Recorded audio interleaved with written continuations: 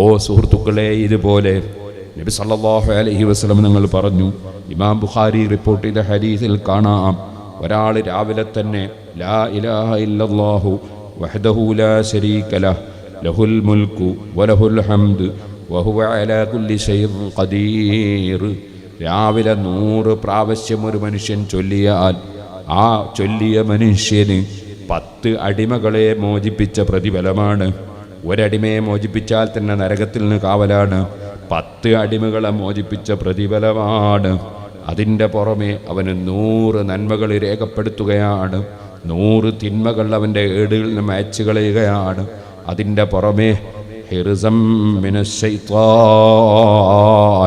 രാവിലെ 100 പ്രാവശ്യം ലാ ഇലാഹ ഇല്ലല്ലാഹു വഹ്ദഹു ലാ ശരീക ലഹ് ലഹുൽ മുൽക്കു വലഹുൽ ഹംദ് വഹുവ അലാ കുല്ലി ഷൈഇൻ ഖദീർ എന്ന് ചൊല്ലിയവന് വൈകുന്നേരം വരെ ശൈത്താനിൽ നിന്ന് പ്രൊട്ടക്ഷനാണ്. ദിക്റിന് വലിയ ബഹുമാനമാണ്. അള്ളാഹുവിൻ്റെ പേര് പറയുന്നതിന് വലിയ ബഹുമാനമാണ്. അള്ളാഹുവിൻ്റെ പേരിൻ്റെ ശക്തി വല്ലാത്ത ശക്തിയാണ്. അതുകൊണ്ടാണ് മറ്റൊരു ദിക്ർ രാവിലെയും വൈകുന്നേരവും ബിസ്മില്ലാഹില്ലദീ ലാ യദുറു മഅ ഇസ്മിഹി ശൈഉൻ ഫിൽ അർളി വലാ ഫിസ് സമാഇ വഹുവസ് സമീഉൽ അലീം. ബിസ്മില്ലാഹ്, അള്ളാഹുവിൻ്റെ പേര് കൊണ്ട് ഞാൻ കാക്കുന്നു, അള്ളാഹുവിൻ്റെ പേരിനെ മുൻനിർത്തി ഞാൻ കാക്കുന്നു. അല്ലദീ, എങ്ങനെയുള്ള പേരാണ്? ലാ യദുറു മഅ ഇസ്മിഹി, അല്ലെങ്കിൽ എങ്ങനെയുള്ള അള്ളാഹുവാണ്?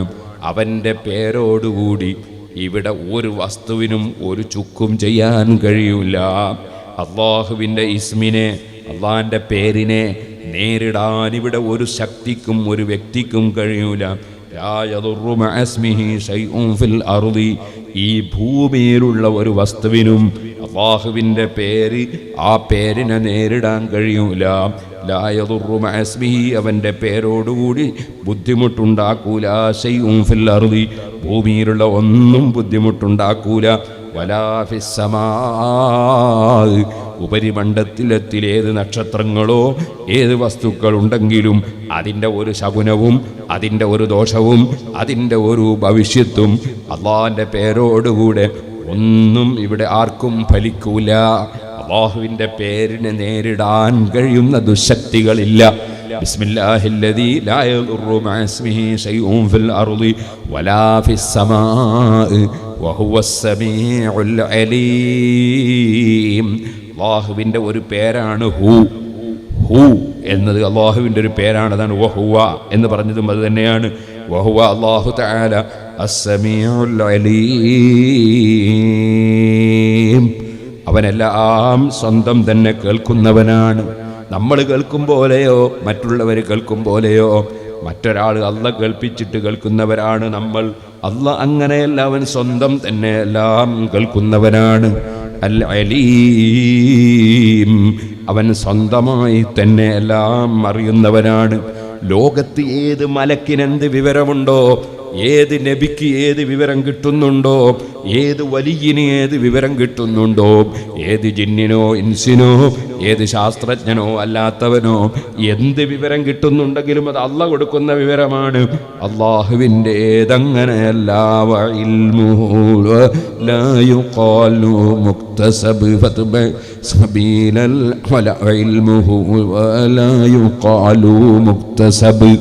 അല്ലാഹുവിൻ്റെ ഇൽമ് എന്നത് നമ്മളെപ്പോലെ പഠിച്ചുണ്ടാക്കുന്നതോ മറ്റൊരാൾ തരുന്നതോ അല്ല, മറിച്ച് അല്ലാഹുവിൻ്റെ ഇൽമ് തുടക്കമില്ലാതെ അവനെല്ലാം അറിയുന്നവനാണ്. ഖദീമായ ഇൽമാണ്. ലോകത്ത് ഏത് മഹാന് എന്ത് ഇൽമു കിട്ടിയാലും അത് ലോകത്ത് ഏറ്റവും വിവരമുള്ള മുഹമ്മദ് റസൂലുള്ളാഹി സ്വല്ലല്ലാഹു അലൈഹി വസല്ലമ തങ്ങൾക്ക് തന്നെ എന്ത് വിവരമുണ്ടെങ്കിലും അതെല്ലാം അല്ലാഹ് കൊടുക്കുന്ന ഇൽമാണ്, അല്ലാഹു കൊടുത്തിട്ടുള്ള ഇൽമാണ്. ഖുർആൻ പറഞ്ഞില്ലേ, വഅല്ലമക മാ ലം തകുൻ തഅലം വകാന ഫദ്ലുല്ലാഹി അലൈക അളീമാ. നബിയെ തങ്ങൾക്ക് അല്ലാഹ് പഠിപ്പിച്ചു തന്നതാണ് അറിയാത്ത കാര്യങ്ങളൊക്കെ. അപ്പം നബി സല്ലല്ലാഹു അലൈഹി വസല്ലമ തങ്ങൾക്ക് നേരത്തെ അറിവില്ല, അല്ലാഹു തആല അറിവ് കൊടുത്തതാണ്. നബിതങ്ങൾക്കുള്ള മഹത്വം അള്ളാഹ് കൊടുത്തതാണ്. അങ്ങനെ അല്ലാഹു തആല കൊടുക്കുന്ന അറിവല്ലാതെ, കൊടുത്തിട്ടുള്ള അറിവല്ലാതെ ലോകത്തൊരു സൃഷ്ടിക്കുമില്ല അള്ളാന്റെ അറിവ്. അങ്ങനെ ഒരാൾ കൊടുത്തിട്ടുള്ളതല്ല, സ്വന്തമായുള്ള അറിവാണ്, സ്വന്തമായുള്ള കേൾവിയാണ്, സ്വന്തമായുള്ള കാഴ്ചയാണ്, സ്വന്തമായുള്ള കഴിവാണ്, സ്വന്തമായി ഉള്ളതാണ്.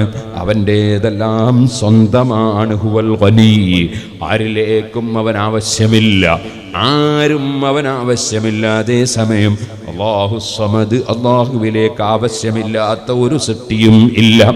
അല്ലാഹുവിന് ഒന്നിലേക്കും ആശ്രയമില്ല, ആരിലേക്കും ആവശ്യമില്ല. അങ്ങനെ എല്ലാ നിലക്കും സ്വന്തമായി ഐശ്വര്യമുള്ളവനാണ് അല്ലാഹ്. അവന്റെ പേരിന് വല്ലാത്ത ശക്തിയാണ്. അതാണ് ബിസ്മില്ലാഹില്ലദീ ലാ യദുറു മഅ ഇസ്മിഹി ശൈഉൻ ഫിൽ അർളി വലാ ഫിസ് സമാഇ വഹുവസ് സമീഉൽ അലീം. രാവിലെയും വൈകുന്നേരവും 3 പ്രാവശ്യം ചൊല്ലൽ സുന്നത്താണ്. ആ ദിക്ർ പഠിപ്പിക്കുന്ന ആശയം എന്താണ്? അള്ളാന്റെ പേരിനെ നേരിടാൻ കഴിയില്ല. ഇത് തന്നെയാണ് സുഹൃത്തുക്കളെ, നിങ്ങൾ കണ്ടില്ലേ നമ്മുടെ മഹദറത്തുൽ ബദരിയ. ഈ മഹദറത്തുൽ ബദരിയയിലുള്ളത് എന്താണ്? അള്ളാഹുവിന്റെ പേര് വിളിക്കലാണ്, അള്ളാഹുവിനെ വിളിക്കലാണ്. യാ അല്ലാഹ്, യാ അല്ലാഹു, യാ റഹ്മാനു. അങ്ങനെ അള്ളാഹുവിനെ വിളിക്കുകയാണ്, അള്ളാഹിന്റെ പേര് വിളിക്കുകയാണ്. അതുപോലെ തന്നെ അള്ളാഹുവിന്റെ പേര് യാ റഹ്മാനു യാ റഹീം, അള്ളാഹുവിന്റെ പേര് വിളിക്കുകയാണ്, അള്ളാഹുവിനെ തന്നെ വിളിക്കുകയാണ്. അല്ലാഹ് അല്ലാഹ് എന്ന് പറഞ്ഞ് അള്ളാഹിന്റെ പേര് ഉച്ചരിക്കുകയാണ്. അതുപോലെ അള്ളാഹുവിന്റെ തൗഹീദിന്റെ കലിമത്തായ ലാ ഇലാഹ ഇല്ലല്ലാഹ് ചൊല്ലുകയാണ്. ഇനിയോ സുഹൃത്തുക്കളെ, അല്ലാഹു ജല്ല ജലാലുഹു എല്ലാ നന്മകളും കൊടുക്കുന്നവൻ അള്ളയാണെന്ന് പറഞ്ഞല്ലോ. അല്ലാഹു അല്ലാതെ കൊടുക്കുന്നവനില്ല, തടയുന്നവനില്ല. യഥാർത്ഥത്തിൽ കൊടുക്കുന്നവൻ അല്ലാഹു തആല മാത്രമാണ്.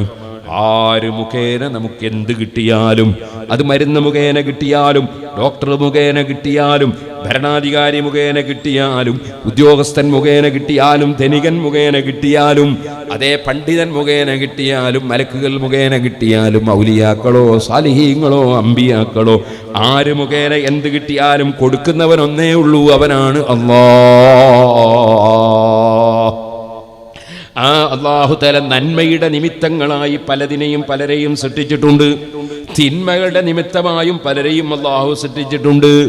നന്മയുടെ നിമിത്തമാണ് കഅബ ശരീഫ്, നന്മയുടെ നിമിത്തമാണ് ഹജറുൽ അസ്വദ്, നന്മയുടെ നിമിത്തമാണ് സഫാ മർവ, നന്മയുടെ നിമിത്തമാണ് പള്ളികൾ, നന്മയുടെ നിമിത്തമാണ് മദ്രസകൾ, നന്മയുടെ നിമിത്തമാണ് ഇസ്ലാമിക ഗ്രന്ഥങ്ങൾ, നന്മയുടെ നിമിത്തമാണ് ഖുർആൻ, നന്മയുടെ നിമിത്തമാണ് സ്വലാത്ത്, നന്മയുടെ നിമിത്തമാണ് ദിക്ർ. അങ്ങനെ നന്മക്കൊരുപാട് നിമിത്തങ്ങൾ അല്ലാഹു തആല വെച്ചിട്ടുണ്ട്. ആ നിമിത്തങ്ങൾ മുഖേന അല്ലാഹു തആല നന്മകൾ കൊടുക്കുന്നത് അവന്റെ ഒരു പതിവാണ്. വലൻ തജിദ ലിസുന്നത്തില്ലാഹി തബ്ദീലാ, അല്ലാഹുവിന്റെ പതിവാണത്. അല്ലാഹു നന്മയുടെ നിമിത്തങ്ങൾ മുഖേന നന്മ കൊടുക്കുന്നു. ആ നന്മയുടെ നിമിത്തങ്ങളിൽ ഏറ്റവും വലിയ നിമിത്തം ആരാണ്? എല്ലാ സൃഷ്ടികൾക്കും നന്മ കൊടുക്കുന്ന നിമിത്തം. വമാ അർസൽനാക ഇല്ലാ റഹ്മത്തൽ ലിൽ ആലമീൻ, സർവ്വ സൃഷ്ടികൾക്കും കാരുണ്യം അത് മുഹമ്മദുർ റസൂലുള്ളാഹി സല്ലല്ലാഹു അലൈഹി വസല്ലമ തങ്ങളാണ്. ആ നബി തങ്ങൾ മുഖേന സർവ്വ നന്മകളും ലോകത്ത് വിതരണം ചെയ്യുകയാണ്. അതുകൊണ്ടാണ് ഇന്നമാന ഖാസിമുൻ, ഞാൻ വിതരണം ചെയ്യുന്ന ആളാണെന്ന് നബി തങ്ങൾ പറഞ്ഞു. നബി തങ്ങൾ ഖാസിമാണ്, വിതരണം ചെയ്യുന്ന ആളാണ്. കൊടുക്കുന്ന രാജാവ് അല്ലാഹു യുതി, കൊടുക്കുന്ന രാജാവ് അല്ലാഹുവാണ്. ഉടമസ്ഥന് മാത്രമേ കൊടുക്കാൻ കഴിയൂ, സട്ടാവ് മാത്രമേ ഉടമസ്ഥനുള്ളൂ. സട്ടാവായ അല്ലാഹ് കൊടുക്കുന്നവനാണ്. അവനെ ഏറ്റവും വല്ലാതെ ആദരിച്ച് സ്നേഹിച്ച മഹാൻ മുഖേന കൊടുക്കുകയാണ്. ആ മഹാനാണ് അൽവാസിത്തുൽ ഉദമാ മുഹമ്മദുർ റസൂലുള്ളാഹി സ്വല്ലല്ലാഹു അലൈഹി വസല്ലം. ആ നബി മുഖേന നന്മ വിതരണം ചെയ്യുകയാണ്. സ്വർഗത്തെക്കുറിച്ച് നേരത്തെ നമ്മൾ പറഞ്ഞല്ലോ. ആ സ്വർഗത്തിൽ ഒരാൾക്ക് കടക്കണോ? അന അവ്വലു മൻ യുഹർരികു ഹൽഖൽ ജന്ന, സ്വർഗത്തിന്റെ വട്ടക്കണ്ണി ആദ്യമായി പിടിച്ച് കുലുക്കി ഉദ്ഘാടനം ചെയ്യുന്നത് ഞാനാണ്. ആ നബി മുഖേന അല്ലാതെ ഒരാൾക്ക് സ്വർഗത്ത് കടക്കാൻ കഴിയില്ല. എല്ലാ നന്മയുടെയും നിമിത്തമാണ് മുഹമ്മദുർ റസൂലുള്ളാഹി സ്വല്ലല്ലാഹു അലൈഹി വസല്ലം. ആ നന്മയുടെ നിമിത്തങ്ങളുമായി ബന്ധപ്പെടുന്നത് നന്മ കിട്ടാനുള്ള കാരണമാണ്. അതുകൊണ്ട് തന്നെ മുഹമ്മദ് നബി സല്ലല്ലാഹു അലൈഹി വസല്ലം തങ്ങളുമായി ബന്ധപ്പെടാതെ ഒരു മുഅ്മിനായ മനുഷ്യന് ജീവിതമില്ല. അവൻ വളരെ വണങ്ങി ചെയ്യുന്ന കർമ്മമാണ് നിസ്കാരം. ഏറ്റവും പ്രധാനപ്പെട്ട കർമ്മമാണ് നിസ്കാരം. ആ നിസ്കാരത്തിൽ പോലും ആ മുഹമ്മദ് നബി സല്ലല്ലാഹു അലൈഹി വസല്ലം തങ്ങളെ മാറ്റി നിർത്താൻ പറ്റൂല. ആ നബി തങ്ങളോട് അസ്സലാമു അലൈക അയ്യുഹൻ നബിയ്യു എന്ന് നേരിൽ വിളിച്ച് പറയണം. ആ നബി തങ്ങളെ പേരിൽ സ്വലാത്ത് ചൊല്ലണം. ആ നബി തങ്ങളുടെ മഹത്വം പ്രഖ്യാപിക്കണം. അശ്ഹദു അല്ലാ ഇലാഹ ഇല്ലല്ലാഹു വ അന്ന മുഹമ്മദുർ റസൂലുള്ളാഹ്. നബി തങ്ങളെ മഹത്വം പറയണം. അപ്പോൾ അല്ലാഹുവിനെ നടത്തുന്ന ആരാധനയിൽ പോലും മുഹമ്മദ് നബി സല്ലല്ലാഹു അലൈഹി വസല്ലം തങ്ങളെ മാറ്റി നിർത്താൻ പറ്റൂല. ആ നബി തങ്ങളെ വിളിക്കുന്നതും പറയുന്നതും അല്ലാഹ്ക്ക് ആരാധനയാണ്, നബി തങ്ങൾക്ക് ആരാധനയല്ല. നബി തങ്ങളെ വിളിക്കുന്നതും പറയുന്നതും അല്ലാഹ്ക്ക് ആരാധനയാണ്, നബിക്ക് ആരാധനയല്ല. ഏതുപോലെ മനുഷ്യന് നന്മയുടെ നിമിത്തമാണ് ബാപ്പയും ഉമ്മയും. ആ ബാപ്പയും ഉമ്മയും വരുമ്പോൾ എഴുന്നേറ്റ് നിൽക്കൽ സുന്നത്താണ്. അങ്ങനെ എഴുന്നേറ്റ് നിന്നാൽ ആ എഴുന്നേറ്റ് നിൽക്കൽ ആർക്കുള്ള ആരാധനയാണ്? ബാപ്പാക്കും ഉമ്മാക്കുള്ള ആരാധനയല്ല, അത് അല്ലാഹുവിനുള്ള ആരാധനയാണ്. പക്ഷേ ഇവിടെ ബഹുമാനിക്കുന്നത് ബാപ്പാനെയും ഉമ്മാനെയുമാണ്. ബാപ്പയും ഉമ്മയും വരുമ്പോൾ എഴുന്നേറ്റ് നിന്നാൽ ആദരവ് ബാപ്പക്കും ഉമ്മക്കുമാണ്, ആരാധന അല്ലാഹുവിനാണ്. സുഹൃത്തുക്കളെ, ഇതുപോലെ മുഹമ്മദ് നബി സല്ലല്ലാഹു അലൈഹി വസല്ലമ തങ്ങളെ വിളിച്ച് അസ്സലാമു അലൈക അയ്യുഹൻ നബിയ്യു പറഞ്ഞാൽ അത് അല്ലാഹ്ക്ക് ചെയ്യുന്ന ആരാധനയുടെ ഭാഗമാണ്. പക്ഷേ അവിടെ നബി തങ്ങളെ ആദരിക്കൽ ഉണ്ട്. അതുപോലെ അശ്ഹദു അല്ലാ ഇലാഹ ഇല്ലല്ലാഹു വ അന്ന മുഹമ്മദുർ റസൂലുള്ളാഹ് പറയുമ്പോൾ അവിടെ നബി തങ്ങളുടെ മഹത്വം പ്രഖ്യാപിക്കലുണ്ട്. അത് അല്ലാഹുവിന് ആരാധനയാണ്. ഇനി നിങ്ങൾക്ക് കേൾക്കണോ? അല്ലാഹുമ്മ സല്ലി അലാ മുഹമ്മദിൻ വഅലാ ആലി മുഹമ്മദ്. നബി തങ്ങളുടെയും നബിയുടെ കുടുംബത്തിന്റെയും പേരിൽ സ്വലാത്ത് വേണം. നിസ്കാരത്തിൽ നിർബന്ധമാണ് നബി തങ്ങളുടെ പേരുള്ള സ്വലാത്ത്.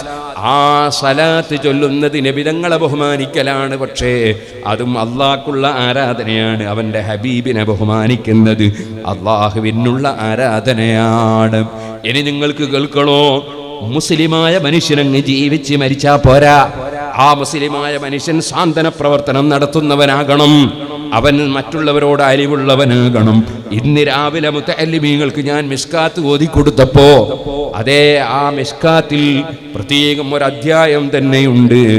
ബാബുർ റഹ്മത്തി വസ്സഫഖത്തി അലൽ ഖൽഖ്. സൃഷ്ടികൾക്ക് കാരുണ്യം ചെയ്യുക, വാത്സല്യം കാണിക്കുക, അതിൽ പറയുന്ന ഒരു അധ്യായം. ആ അധ്യായത്തിൽ ഇമാം തിബിരീസ് റളിയല്ലാഹു അൻഹു കൊണ്ടുവരുന്ന ഒരു ഹദീസ് തന്നെ എന്താണ്? നബി തങ്ങൾ പറയാണ്, മല്ലാ യർഹം ലാ യുർഹം. കാരുണ്യം ചെയ്യാത്തവന് കാരുണ്യം ചെയ്യപ്പെടൂല. പടച്ചവൻ കാരുണ്യം ചെയ്യണമെങ്കിൽ സൃഷ്ടികളോട് കാരുണ്യം ചെയ്യണം. ചെറിയ കുട്ടികളോട് കാരുണ്യം വേണം. നഴ്സറിയിലെ കുട്ടികളെ തല്ലാൻ പോകരുത്. ഒരു ഉസ്താദും തല്ലരുത്, ഒരു മാസ്റ്ററും തല്ലരുത്. അതുപോലെ 1-ാം ക്ലാസ്സിലെ കുട്ടികളെ തല്ലരുത്, 2-ാം ക്ലാസ്സിലെ കുട്ടികളെ തല്ലരുത്. കാരണം ചെറിയ മക്കളോട് കാരുണ്യം വേണം. നിസ്കരിക്കാതിരുന്നാൽ ബാപ്പാക്ക് പോലും 10 വയസ്സാകുന്നത് വരെ പെർമിഷൻ കൊടുത്തിട്ടില്ല ഇസ്ലാം. അപ്പൊ വളരെ പ്രധാനപ്പെട്ടതാണ് കാരുണ്യ പ്രവർത്തനം. ശഫഖത്തു അലൽ ഖൽഖ്, സൃഷ്ടികളോട് വാത്സല്യം. ഒരാളും പ്രയാസപ്പെട്ടു പോകരുത്, ബുദ്ധിമുട്ടി പോകരുത് എന്ന ചിന്ത വേണം. അങ്ങനെ കാരുണ്യം വേണം. ആ കാരുണ്യത്തിന്റെ ഭാഗം എല്ലാം അല്ലാഹുവിനുള്ള ആരാധനയാണ്. ബഹുമാനപ്പെട്ട സുഹൈൽ തങ്ങളല്ലേ വരുന്നത്? സുഹൈൽ തങ്ങളവർകൾ നമ്മുടെ സദസ്സിലേക്ക് വരുന്നു. അല്ലാഹു അക്ബർ, അല്ലാഹു അക്ബർ, അല്ലാഹു അക്ബർ, അല്ലാഹു അക്ബർ, അല്ലാഹു അക്ബർ വലില്ലാഹിൽ ഹംദ്. എല്ലാവരും ഇരുന്നോളൂ, ഇനി എനിക്ക് വേഗം നിർത്താം. അപ്പോൾ സഹോദരന്മാരെ, അല്ലാഹുവിൻ്റെ കൽപ്പനയാണ് മറ്റുള്ളവർക്ക് കാരുണ്യം ചെയ്യണം. അതിൻ്റെ ഭാഗമാണ് നിസ്കാരത്തിൽ അസ്സലാമു അലൈനാ വഅലാ ഇബാദില്ലാഹി സ്വാലിഹീൻ. സർവ സജ്ജനങ്ങൾക്കും സമാധാനം വേണമെന്ന് റബ്ബിനോട് പറഞ്ഞുകൊണ്ട് കാരുണ്യം ചെയ്യാണ്. അതിൻ്റെ പുറമേ നിങ്ങൾ കണ്ടോ, നിസ്കാരത്തിൻ്റെ അവസാനത്തെ ഒരു ഫർദ് തർത്തീബ്, അതിൻ്റെ നേരെ മുമ്പത്തെ പറഞ്ഞോടും ആറ് തിരിക്കുന്നത് നോക്കണ്ടില്ല, എല്ലടി നടക്കുന്ന കാര്യമാണ്. അസ്സലാമു അലൈക്കും വറഹ്മത്തുള്ളാഹ്, അസ്സലാമു അലൈക്കും വറഹ്മത്തുള്ളാഹ്. നിസ്കാരത്തിന്റെ ഫർളിൽ 13. സലാം വീട്ടല്. എന്താ സലാം വീട്ടുക എന്ന് പറഞ്ഞാൽ? അത് കാരുണ്യ പ്രവർത്തനത്തിന്റെ ഭാഗമാണ്. അസ്സലാമു അലൈക്കും വറഹ്മത്തുള്ളാഹി എന്ന് പറഞ്ഞതിന്റെ അർത്ഥം എന്താണ്? നിങ്ങൾക്ക് അല്ലാഹുവിന്റെ സമാധാനം ഉണ്ടാകട്ടെ. അതാരോടാ പറയുന്നത്? അപ്പുറം ഇപ്പുറമൊക്കെ ഇപ്പൊ ജനങ്ങൾ ഉണ്ടെങ്കിൽ ആ വലത്തോട്ട് തിരിഞ്ഞ് പറയുമ്പോൾ വലത്തുള്ള മനുഷ്യന്മാരോട്, വലത്തുള്ള മോമിനീങ്ങളായ ജിന്നുകളോട്, വലത്തുള്ള മലക്കുകളോട്, ഇടത്ത് പറയുമ്പോൾ ഇടത്തുള്ള മലക്കുകളോട്, ഇടത്തുള്ള മനുഷ്യന്മാരോട്, ഇടത്തുള്ള മോമിനീങ്ങളായ ജിന്നുകളോട്. അപ്പൊ നമ്മൾ ഒറ്റക്ക് നിസ്കരിക്കുകയാണെങ്കിലും അവിടെ മലക്കുകളുണ്ട്, ജിന്നുകളുണ്ട്. അപ്പോൾ അവിടെ ഉള്ളവരോട് നമ്മൾ സലാം പറയാണ്. എന്താ സലാമിന്റെ അർത്ഥം? അസ്സലാമു അലൈക്കും, നിങ്ങൾക്ക് സമാധാനം ഉണ്ടാകട്ടെ. ഇത് കാരുണ്യത്തിന്റെ ഭാഗമാണ്. എനിക്ക് മാത്രം സമാധാനം പോരാ. അസ്സലാമു അലൈനാ വഅലാ ഇബാദില്ലാഹി സ്വാലിഹീൻ. എല്ലാ മുഅ്മിനീങ്ങൾക്കും സമാധാനം വേണം. കാരുണ്യത്തിന്റെ ചിന്തയാണ്. ഈ ചിന്തയുള്ളവനെ മുസ്ലിമാകൂ. അപ്പോൾ മറ്റുള്ളവർക്ക് കാരുണ്യം ചെയ്യുന്നവരാകണം, മറ്റുള്ളവർക്ക് പ്രയാസപ്പെടുത്തുന്നവരാകരുത്. ഇന്ന് രാവിലെ ഞാൻ ഓതിക്കൊടുത്ത മറ്റൊരു ഹദീസ്, വല്ലാഹി ലാ യുമിനു വല്ലാഹി ലാ യുമിനു വല്ലാഹി ലാ യുമിനു. ഹബീബായ നബി തങ്ങൾ പറയാണ്, വല്ലാഹി സത്യവിശ്വാസിയാവൂല, വല്ലാഹി സത്യവിശ്വാസിയാവൂല, വല്ലാഹി സത്യവിശ്വാസിയാവൂല. 3 തവണ സത്യജീതങ്ങ് പറഞ്ഞു. ഹാലു മൻ, സഹാബികൾ ചോദിച്ചു, ആര് സത്യവിശ്വാസിയാവൂല?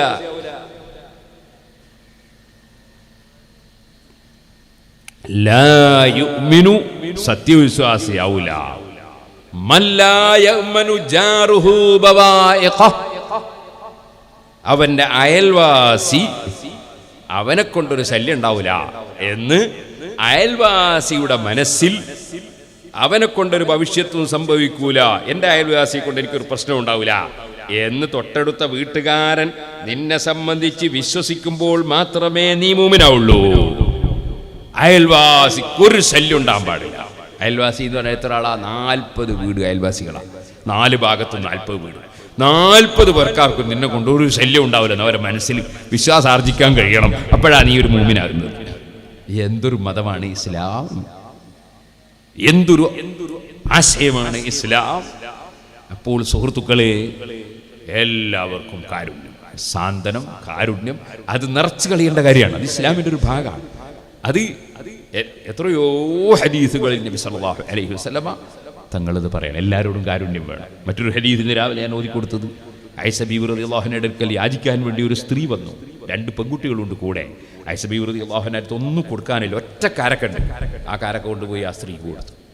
ആ കാരക്ക ആ സ്ത്രീ 2 കഷ്ണമായി പിളർന്ന് ഒരു കഷ്ണം കൂടെയുള്ള പെൺകുട്ടിക്കും മറ്റേ കഷ്ണം മറ്റേ പെൺകുട്ടിക്കും കൊടുത്തു. ആ പെണ്ണ് ഭക്ഷിച്ചില്ല. അവൾ തിരിച്ചു പോയപ്പോൾ നബി സല്ലല്ലാഹു അലൈഹി വസല്ലം കയറി വന്നപ്പോൾ നബി തങ്ങളോട് ആയിഷ ബീവി റളിയല്ലാഹു അൻഹ ആ സംഭവം പറഞ്ഞു. അപ്പോൾ നബി തങ്ങൾ പറഞ്ഞു, എൻ്റെ സഹോദരിമാരെ, പെൺകുട്ടികളോട് നല്ല കാരുണ്യം വേണം. നബി സല്ലല്ലാഹു അലൈഹി വസല്ലം തങ്ങൾ പറയാണ്, ഈ പെൺകുട്ടികളെ കൊണ്ട് വല്ലവർക്കും പരീക്ഷണമുണ്ടായിട്ട് ആ പെൺകുട്ടികളെ വല്ലവനും സംരക്ഷിച്ചാൽ, അവരോട് കാരുണ്യം കാണിച്ചാൽ, കുന്ന സിത്റം മിനന്നാർ, നരകത്തിൽ നിന്ന് ആ സ്ത്രീകൾ മറയാണ്, പെൺകുട്ടികൾ മറയാണ്. പെൺകുട്ടികളെ പോറ്റി വളർത്തി സംരക്ഷിക്കുന്ന ആളുകൾക്ക് നരകത്തിൽ നിന്ന് കാവലാണ്. സ്ത്രീകളോട് പ്രത്യേകം കാരുണ്യം വേണം. അങ്ങനെയാണ് ഇസ്ലാം. ഇപ്പൊ ചിലർ വിചാരിച്ചെന്താ അറിയോ, മുസ്ലിമീങ്ങളെ പള്ളിയിൽ പെണ്ണുങ്ങൾക്ക് കയറിക്കൂടാന്നൊരു നിയമം ഉണ്ട് എന്നാണ്. അങ്ങനെ ഒരു നിയമം ഇസ്ലാമിൽ ഇല്ലട്ടോ. പെണ്ണുങ്ങൾക്ക് മുസ്ലിമീങ്ങളെ പള്ളിയിൽ കയറിക്കൂടാന്ന് അങ്ങനെ ഒരു ഫത്വയിലുമില്ല, ഒരു കിതാബിലും പറഞ്ഞിട്ടില്ല. അതുകൊണ്ട് ആരും പള്ളി പ്രവേശിപ്പിക്കണമെന്ന് ഒരു കോടതിയിലും പോണ്ടിയില്ല. പള്ളി പ്രവേശിച്ചുകൂടാത്തൊരു വർഗമാണ് സ്ത്രീകൾ എന്ന് ഇസ്ലാമിൽ അങ്ങനെ ഒരു നിയമം ഇല്ല. പിന്നെന്താ ഉള്ളത്? പള്ളിയിൽ ജുമാക്കും ജമാഅത്തിനും അവർ പോണ്ടാണ്. ജുമാക്കും ജമാഅത്തിനും അവർ പോണ്ട. അല്ല, പള്ളി കയറിക്കൂടാത്തൊരു സമൂഹമാണ് പെണ്ണുങ്ങൾ. അങ്ങനെ ഉണ്ടല്ലോ. അങ്ങനെ ഇസ്ലാമിൽ ഇല്ല. സുന്നത്ത് ജമാഅത്തോട്ട് അങ്ങനെ പറഞ്ഞില്ല. ഫത്ഹുൽ മുഈനിലുള്ളത് എന്താണ്?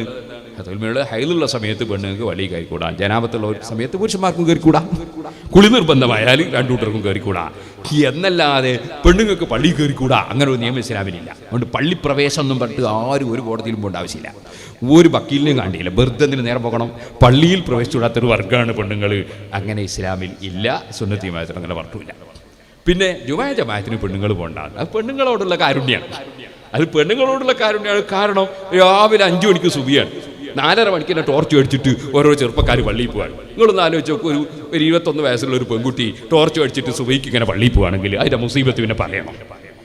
അതിന്റെ മുസീബത്ത് പറയണം. നമ്മൾ കേരളത്തിൽ തന്നെ സുബ്ഹാനല്ലാഹ് ദൈവത്തിന് വേണ്ടി തന്നെ ജീവിതം അർപ്പിക്കണമെന്ന് വിചാരിച്ചിട്ട് പോയി കൂടിയവർ പിന്നെ സുബ്ഹാനല്ലാഹ് അവരെ നന്നായി സംരക്ഷിക്കും എന്ന് വിചാരിച്ച ആളുകളിൽ നിന്ന് പീഡനം അനുഭവിച്ചു എന്ന് പറഞ്ഞ കേസ് ഉള്ളതോ ഇല്ലാത്തോ എനിക്കറിയില്ല, വിഷയത്തിൽ ഞാൻ കടക്കുന്നില്ല. എന്നിട്ട് തന്നെ പ്രശ്നമല്ലേ? അപ്പൊ ഈ സ്ത്രീകളെ ഈ പാതിരാ സമയത്ത് സുബഹിക്ക് പള്ളിയിൽ പോകണം, ഉച്ച സമയത്ത് ഈ കുട്ടികളൊക്കെ നോക്കുന്നതിലേക്ക് കുട്ടികളെയും അവിടെ കരഞ്ഞുകൊണ്ടിരിക്കുന്ന കുട്ടികളെയും വെച്ചിട്ട് ഒരു ജുമാക്കോളം എന്ന് പറഞ്ഞാൽ പെണ്ണുങ്ങളെ ഇങ്ങനെ ശല്യപ്പെടുന്ന വേറൊരു നിയമം ഉണ്ടാവുമോ? അതുകൊണ്ട് ഇസ്ലാമിൽ പെണ്ണുങ്ങളെ ശല്യപ്പെടുന്ന ഒരു നിയമമില്ല. അതുകൊണ്ട് നബി സല്ലല്ലാഹു അലൈഹി വസല്ലം പറഞ്ഞു വബുയൂതുഹുന്ന ഖൈറുൽ ലഹുന്ന, സ്ത്രീകൾക്ക് നിസ്കരിക്കാൻ അവരെ വീടാണ് ഖൈർ എന്ന് പറഞ്ഞു. അല്ലാതെ സ്ത്രീകളെ സംബന്ധിച്ച് പള്ളി കയറിക്കൂടാത്തൊരു വർഗമാണ് സ്ത്രീകൾ, അങ്ങനെ ഇസ്ലാമിൽ ഇല്ല. അങ്ങനെ ലോകത്തൊരു പണ്ഡിതനും പറഞ്ഞിട്ടില്ല. ജുമാ ജമാഅത്തിന് സ്ത്രീകൾ അന്യപുരുഷന്മാരോടുകൂടെ പങ്കെടുക്കാൻ പള്ളിയിലായാലും പോണ്ട, മദ്രസയിലായാലും പോണ്ട, മൈതാനിയിലായാലും പോണ്ട, ഒരു സ്ഥലത്താണെങ്കിലും അന്യപുരുഷന്മാരോടുകൂടെ ജുമാ ജമാഅത്തിന് പോണ്ട എന്നാ പറഞ്ഞ്. അല്ല, പള്ളി കയറിക്കൂടാൻ അങ്ങനെ ഒരു നിയമം ഇസ്ലാമിലില്ല. അങ്ങനെ ഉണ്ട് നേരം തെറ്റിദ്ധരിക്കുകയും വേണ്ട. ഇനി ആരെങ്കിലും ഒരാൾ ഏതെങ്കിലും ഒരു കോടതിയെ സമീപിച്ചിട്ട് മുസ്ലിം സ്ത്രീകൾക്ക് പള്ളിയിൽ പ്രവേശനം നൽകണമെന്ന് പറഞ്ഞാൽ പേടിക്കേണ്ടതുമില്ല. കാരണം പണ്ടെന്നുള്ള നിയമമാണ്, അതിന് കോടതി പറയേണ്ട ആവശ്യമില്ല. പള്ളിയിൽ പ്രവേശിക്കുന്നതിനോട് ഒരു മുടക്കമല്ല. അന്യപുരുഷന്മാരോടുകൂടി അവർക്ക് ജുമാ ജമാഅത്തുകളിൽ പങ്കെടുത്തുകൂടാ. അത് പള്ളിയിലായാലും പോയിക്കൂടാ, മൈതാനിയിലായാലും പോയിക്കൂടാ, മദ്രസയിലായാലും പോയിക്കൂടാ. ഇതാ ഇസ്ലാമിന്റെ നിയമം. മനസ്സിലായില്ലേ? അന്യപുരുഷന്മാരോടുകൂടി പാടില്ല. അപ്പൊ ഇത് മറ്റൊരു വിഷയം. ഈ വിഷയത്തിനെ കൺഫ്യൂഷനാക്കിയിട്ട് ജനങ്ങളെ തെറ്റിദ്ധരിപ്പിക്കാൻ വേണ്ടി ജമാഅത്ത് ഇസ്ലാമിക്കാർ, മുജാഹിദുകൾ, അവരാണല്ലോ ഇസ്ലാമിനെ കൺഫ്യൂഷനാക്കി നശിപ്പിക്കുന്നവർ. അവർ പറഞ്ഞിട്ടാക്കുന്നതാണ് പള്ളിപ്രവേശം എന്നുള്ള വാക്ക്. അങ്ങനെ പള്ളിപ്രവേശം പാടില്ല എന്നുള്ള നിയമം സുന്നത്ത് ജമാഅത്തിന്റെ പണ്ഡിതന്മാർ ഇന്നേ വരെയും പറഞ്ഞിട്ടില്ല, ഒരു കിതാബിലും പറഞ്ഞിട്ടില്ല. മറിച്ച് ശാഫി ഇമാം റളിയല്ലാഹു അൻഹു തന്നെ പറഞ്ഞ എന്താണ്? فما علمت منهن امرأة خرجت إلى شهود جمعة ولا إلى جماعة غيرها في ليل ولا نهار. രാത്രിയോ പകലോ ഒരു ജുമഅക്കോ ഒരു ജമാഅത്തിനോ നബി തങ്ങളുടെ വീട്ടിൽ നിന്ന് മക്കളോ ഭാര്യമാരോ ഒരു പെണ്ണും പുറപ്പെട്ടു പോയതായി ഞാൻ കാണുന്നില്ല. ജുമഅ ജമാഅത്തിന് വേണ്ടി പുറപ്പെട്ടു പോയിട്ടില്ല. സ്ത്രീകൾക്ക് ജുമാ ജമാഅത്തിന് വേണ്ടി പുറപ്പെട്ടു പോകുന്നതിൽ വല്ല പുണ്യവുമുണ്ടെങ്കിൽ സഹാബത്ത് അതുകൊണ്ട് കൽപ്പിക്കുമായിരുന്നു, നബി തങ്ങൾ നിർദ്ദേശിക്കുമായിരുന്നു. നബി തങ്ങൾ ജുമാ ജമാഅത്തിന് പുറപ്പെട്ടു പോകാൻ കൽപ്പിച്ചിട്ടില്ല, സഹാബത്ത് അനുവദിച്ചിട്ടില്ല. ജുമാ ജമാഅത്തിന് പുറപ്പെട്ടു പോകരുത് എന്നാ ശാഫി ഇമാം തങ്ങൾ പറഞ്ഞു. അതിലൊരു പുണ്യമില്ല. അതിന് അവർക്ക് പുണ്യം കിട്ടുക എപ്പോഴാ? നബി തങ്ങൾ പറഞ്ഞു വബുയൂതുഹുന്ന ഖൈറുൽ ലഹുന്ന, വീട്ടിൽ നിന്ന് നിസ്കരിച്ചാലാണ് കൂടുതൽ പുണ്യം കിട്ടുക. സ്ത്രീകൾക്ക് അല്ലാഹു കൊടുത്തൊരു കാരുണ്യം നോക്ക് നിങ്ങൾ. നമ്മൾ വരെ നിസ്കരിച്ചാൽ നമുക്ക് കുത്ത കിട്ടുക, നമുക്ക് അള്ളാന്റെ കുത്ത, നമ്മൾ പള്ളിയിൽ പോയി നിസ്കരിക്കണം എന്നാ. അതേ സമയത്ത് സ്ത്രീകൾക്കാല അവർ വരെ നിസ്കരിച്ചാൽ മതി. നല്ല ഇതൊരുത്തൊരു ഇളവാണ്. മനസ്സിലായില്ലേ? അപ്പൊ ഇസ്ലാമിൽ എവിടെയും ഒരു പ്രയാസമില്ല. പഠിക്കാത്തതുകൊണ്ട് ഓരോരുത്തർ തെറ്റിദ്ധരിച്ചിട്ടുണ്ടെങ്കിൽ തെറ്റിദ്ധരിച്ചവനാണ് ഉത്തരവാദി, പഠിക്കാത്തവനാണ് ഉത്തരവാദി. ഇസ്ലാം അതിനൊന്നും ഉത്തരവാദിയല്ല. ഇരിക്കട്ടെ, ഞാനിപ്പോഴതിൽ കടക്കുന്നില്ല. അപ്പോ അത് തന്നെയാണ് നമ്മുടെ ബദ്ർ മൗലൂദ് തുറക്കുക. അള്ളാഹിന്റെ പേരിന്റെ മഹത്വമാണ് നമ്മൾ പറഞ്ഞത്. അതാണ് ബദ്ർ മൗലൂദിന്റെ അവസാനത്തിൽ പടച്ച റബ്ബിനോട് ദ്വാരക്കുമ്പോൾ لنيل جميع حاجاتي أيا جاهل الملمات بأهل البدر يا الله. പഠിച്ചവനെ, നീ ഞങ്ങൾക്ക് തന്നില്ലേ, ഞങ്ങൾക്ക് തരാൻ ആരുമില്ല, ചോദിക്കാൻ ആരുമില്ല എന്ന് സുന്നത്ത് ജമാഅത്തിന്റെ മുഅ്മിനീങ്ങൾ അല്ലാഹുവിനോട് പറയാം. നീ തന്നെ തരാൻ വേറെ ആരുമില്ല. അവന്റെ തുടക്കത്തിൽ പറയാണ് എന്ത്? തവസ്സൽനാ ബിസ്മില്ലാ വബിൽ ഹാദി റസൂലില്ലാ വകുല്ലി മുജാഹിദിൻ ലില്ലാ വഅഹ്ലിൽ ബദീരി യാ അല്ലാഹ്. പഠിച്ചവനെ, നിന്നോട് ഞങ്ങൾ ചോദിക്കുന്നു ബിസ്മില്ലാ, അള്ളാന്റെ പേര് മുൻനിർത്തി ചോദിക്കുന്നു. അള്ളാന്റെ പേര് മുൻനിർത്തി ചോദിക്കുന്നു. അള്ളാന്റെ പേരിന് വലിയ ബഹുമാനാണ്. കാരണം അള്ളാഹ് പറഞ്ഞില്ലേ ഫലില്ലാഹിൽ അസ്മാഉൽ ഹുസ്നാ ഫദൂഹു ബിഹാ, അള്ളാന്റെ പേര് മുൻനിർത്തി അള്ളാഹിനോട് പ്രാർത്ഥിക്കണമെന്ന് പറഞ്ഞില്ലേ? അതാ തവസ്സൽനാ ബിസ്മില്ലാ. ഇനി നീ ഏറ്റവും വലിയ നന്മയുടെ നിമിത്തമായി വെച്ച ആളാണല്ലോ മുഹമ്മദുർ റസൂലുള്ളാഹി സ്വല്ലല്ലാഹു അലൈഹി വസല്ലം. ആ നബിയെ മുൻനിർത്തി ഞങ്ങൾ ചോദിക്കുന്നു ബിൽ ഹാദി റസൂലില്ലാഹ്. ഇനി ഞങ്ങൾ മുൻനിർത്തി ചോദിക്കുന്നത് ഇസ്ലാമിന് വേണ്ടി പ്രവർത്തിക്കുന്ന അധ്വാനിക്കുന്ന പ്രവർത്തകന്മാർ, അവർക്ക് വലിയ ബഹുമാനമാണ്. അതേ മുസ്ലിം ജമാഅത്തിൻ്റെ പ്രവർത്തകർ, SOESൻ്റെ പ്രവർത്തകർ, SSFൻ്റെ പ്രവർത്തകർ, സുന്നത്ത് ജമാഅത്തിൻ്റെ സ്ഥാപനങ്ങളുടെ പ്രവർത്തകർ, സുന്നത്ത് ജമാഅത്തിൻ്റെ വിശ്വാസവും കർമ്മവും നിലനിർത്താൻ വേണ്ടി അധ്വാനിക്കുന്നവർ, അള്ളാഹുവിൻ്റെ പൊരുത്തം മാത്രം കരുതി പ്രവർത്തിക്കുന്നവരാണെങ്കിൽ അവർ അള്ളാഹുവിന് വേണ്ടി അധ്വാനിക്കുന്നവരാണ്. പത്രത്തിൽ ഫോട്ടോ വരാൻ വേണ്ടിയല്ല, ചാനലിൽ പ്രത്യക്ഷപ്പെടാൻ വേണ്ടിയല്ല, നോട്ടീസ് പേര് കിട്ടാനല്ല, സ്വാഗതം പറയാനല്ല, നന്ദി പറയാനല്ല, അള്ളാഹ്ക്ക് വേണ്ടി അധ്വാനിക്കുന്നതാണ്. വകുല്ലി മുജാഹിദിൻ ലില്ലാഹ്, അള്ളാഹുവിന് വേണ്ടി അധ്വാനിക്കുന്ന പ്രവർത്തകന്മാർ. ലോകത്ത് കഴിഞ്ഞു പോയ ഇമാമിങ്ങളും സഹാബികളും സാലിഹീങ്ങളും ഒക്കെ അങ്ങനെയാണ്. അള്ളാഹ്ക്ക് വേണ്ടി മാത്രം അധ്വാനിച്ച് പ്രവർത്തിക്കുന്നവരെയും മുൻനിർത്തി ചോദിക്കുന്നു.